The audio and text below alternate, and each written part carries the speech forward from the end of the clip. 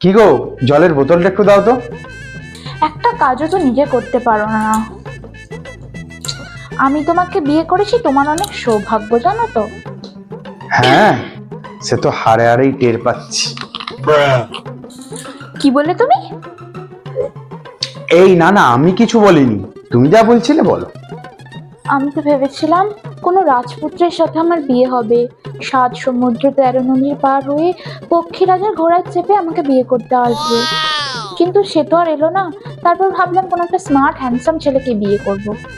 তাহলে তুমি ভাবো তোমার কতটা সৌভাগ্য, আমি তোমাকে বিয়ে করেছি। বুঝলে তুমি? হ্যাঁ হ্যাঁ, বুঝবো না কেন। রাজকুমারের এত সৌভাগ্য ছিল যে পক্ষীরাজের ঘোড়ায় চেপে তোমাকে বিয়ে না করেই পালিয়ে গেল।